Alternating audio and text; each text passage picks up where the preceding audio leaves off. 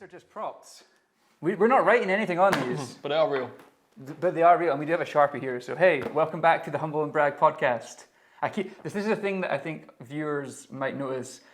There's a small screen to the right of center of this camera, and I keep looking at that to make sure it's in focus. I'm also looking at that rather than into the camera as well. We should be looking into the camera lens, deep into the soul of the viewer. Just practice. Can I get you to budge over just a little bit? Is that all right?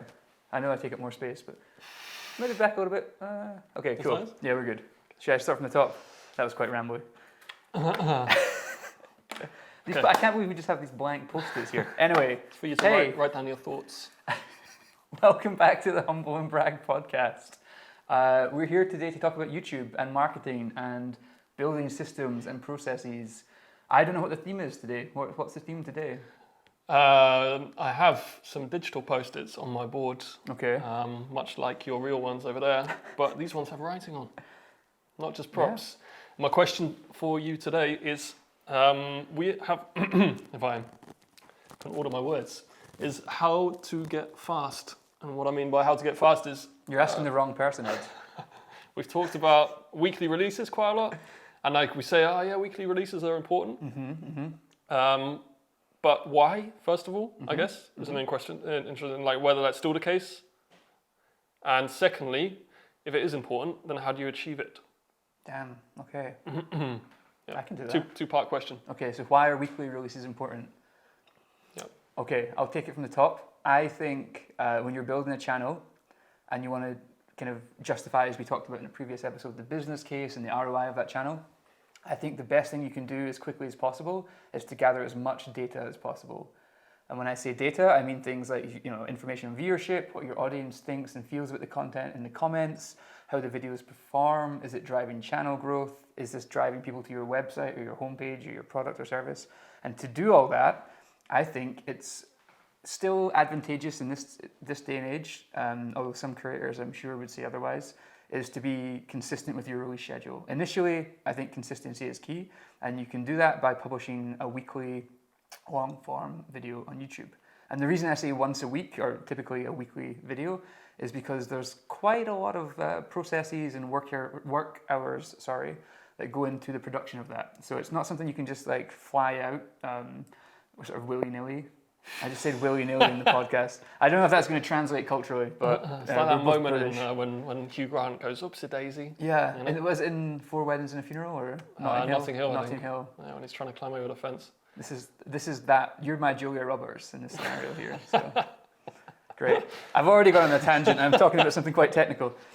So yeah, I think the reason that weekly releases are important is because it gives you a wealth of data in a fairly short amount of time. So if you think about maybe if you publish 12 videos, that's maybe 3 months. If you publish weekly. And then you get data and you can refine your creative process. You can refine and tweak and do all these like little production changes to improve the content as you go. And you get this data that I've talked about. So that's why I think ideally, if you have the team in place and you have the budget and the kind of the will and the buy-in, a weekly release is kind of the minimum that you would want to be doing. Maybe just to clarify here, because that might have also changed over the years, what does a weekly release actually mean in the era of kind of multiple formats being available? And you say, you could be releasing one short a week, you could be doing one live event a week, you could be doing one long form or a bit of micro content. So what does it actually mean, do you think, a weekly release?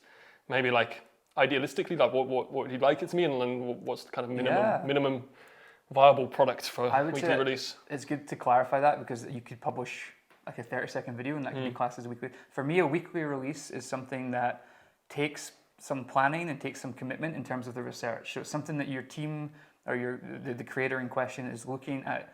For example, what are your competitors doing? What are your audience or the wider audience around the area that you operate in or sell in or provide a service for? What are they looking for and what are they engaging with? And then how can you create content that will capture that attention and bring them into your funnel essentially? And I think for me, still in this day and age, I know it's maybe changed over the years, but for me that still represents a decent quality, valuable, value-driven long-form video. And I think that would be something in the range of between 5, 10, 15, maybe 20 minutes.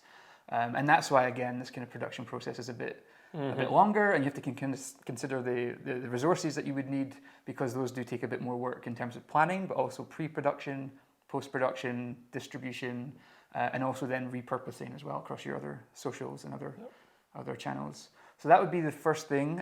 So I hope I've covered why I think a weekly release is the way to go, especially when you're starting out.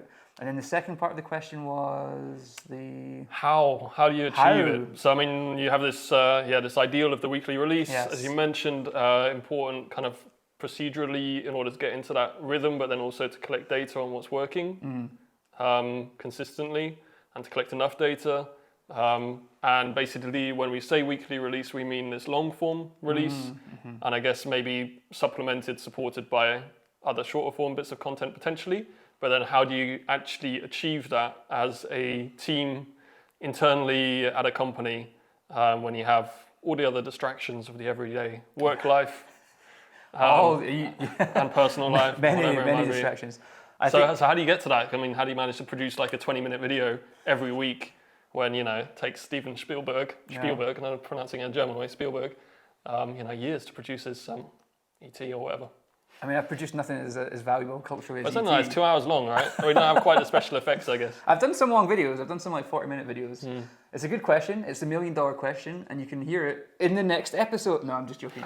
I can't do that to the viewer. You sign up below. You get sign up below for all the juicy stuff or free training. No, this is a very good question, and I think that's the main thing that people that operate on YouTube, I think, struggle with, is building that. It's almost like a stamina that you train for, and by training, I don't mean, you don't have your team working out in the gym or anything, but you can definitely build in processes and systems. And I think for me, over the years, I've been doing this for about 5 years now, 5+ years. It's evolved so much, and I think that's why we can then decant this information down, hopefully for the viewer or the listener. But for me, it's had, I would say, 3 stages, and I'll maybe just quickly touch on those stages before we dive into the specifics and how that all worked. But the first stage was having one person, in this case me, doing everything from start to finish. So that was kind of the research, the development, the planning, the filming, the editing, the distribution, the thumbnail. So that was a period when I first started on YouTube that I was working for a company at the time where I was doing all that myself, more or less. Not necessarily starring in the videos, but doing all the back end and the production, the planning.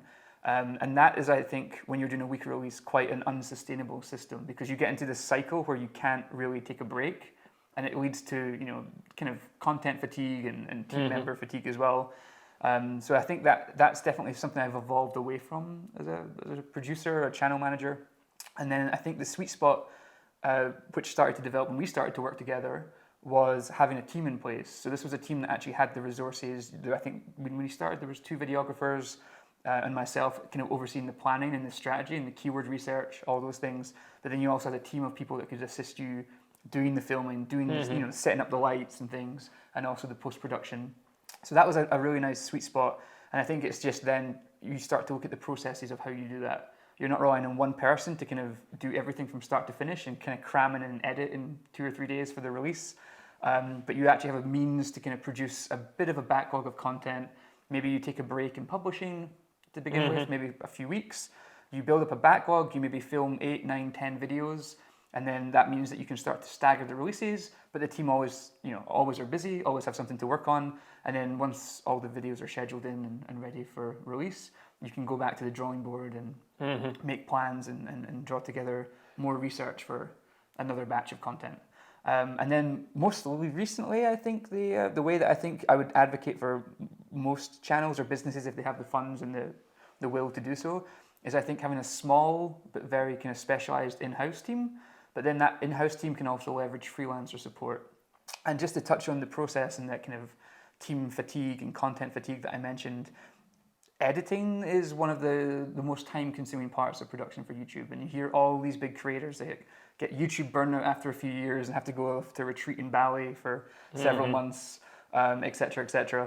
But on a more micro level, I think it's definitely something that's very real. And if you can kind of mitigate that by bringing in some freelance support, obviously to a budget and to a spec, in terms of quality and costings, then it really does free up your team to come up with bigger ideas, maybe more avant-garde or out there content production ideas. And I think that's where the real money is. If you get a team that can maybe do a little bit of the first part, a little bit of the second part, and then free their kind of creative juices, so to speak, by enabling freelancer support, it really frees the team up to do some next level top tier content, which I think once they have an understanding of how a platform works, you really start to see impact from that.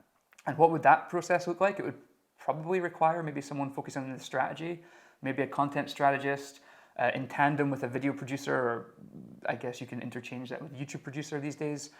Some kind of videographer, someone that has the kind of the creative and the technical know-how to capture the content and also direct, but then also this kind of creative strategist that can do the R&D, the research, come up with video briefs, inform the subject matter experts or the talent.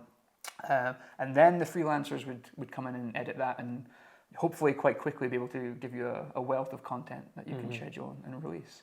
So it's kind of a long-winded way of saying 2 people and a bunch of freelancers, but... And then when you say a bunch of freelancers, then what do you think is necessary in order to hit that cadence of weekly videos? Weekly videos, I would say... Do you need 10? Do you need 2? Do you need 5? If you can get two or three reliable people, and one of the things that we did when we were experimenting with this is we kind of put almost like a job ad on LinkedIn, and you get a lot of people from all over the world, because it can be a remote role, definitely, from all over the world applying, and you work with maybe 4 or 5 people, and then you definitely see kind of the quality and who surfaces to the top very quickly. And I don't mean to put a competitive angle on it, but it's good to have a pool of maybe 2 or 3 reliable people, I would say. And that means that you can also have content being worked on kind of consecutively as well. So, yeah. Okay. That's what I would do. Cool. Thank you very much. No worries. Was that everything? I didn't know. I mean, that's comprehensive, yeah. Like, covered in terms of the importance of the weekly release, what it actually constitutes, and then how to achieve that. Yeah. And it sounds like quite an operation to get off the ground from zero to that in-house team plus the freelancers. But yeah, I think you explained it very intricately and well, and I think it's pretty clear kind of what would be necessary in order to hit that volume. Yeah. But I mean, that's by that time, then you can definitely say that it's a very established channel and probably one of the biggest content engines in the company, even for like a relatively established company. Well, this is the thing, and it's something that we touched on in a previous episode here, but I think it's once you get that kind of justification for the channel and you get that data coming in from these weekly releases, you quite quickly start to see, you know, the kind of content you should be investing in, the kind of topics you should be investing in, also what kind of resources you might need, where the gaps are.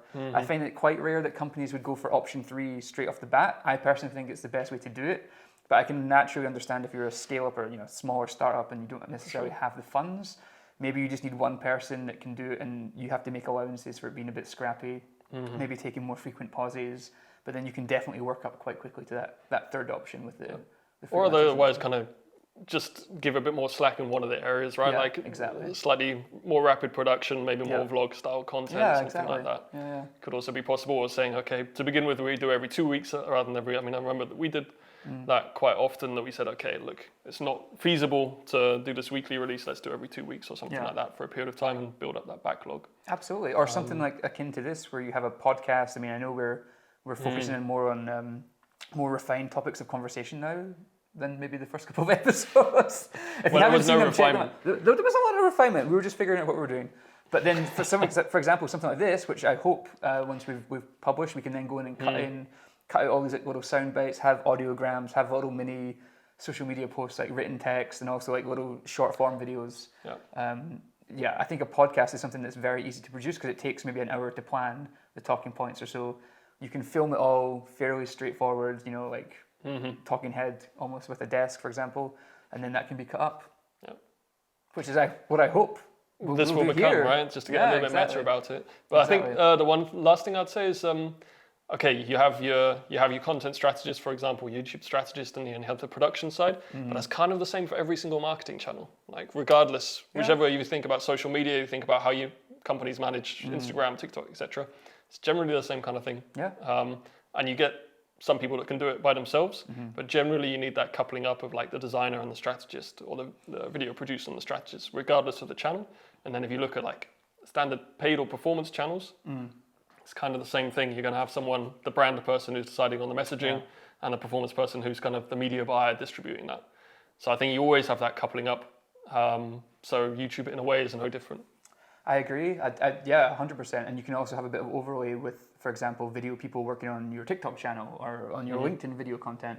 And one thing I want to add in, and I don't mean this as a sales pitch for the viewers, but generally I think if you can work with people that can streamline that and save you a bit of time, rather than going in blind and trying to figure out these processes and the systems and the templates for briefing people and how to do research and keyword research and all this sort of stuff that goes on in the pre-production almost stage of it.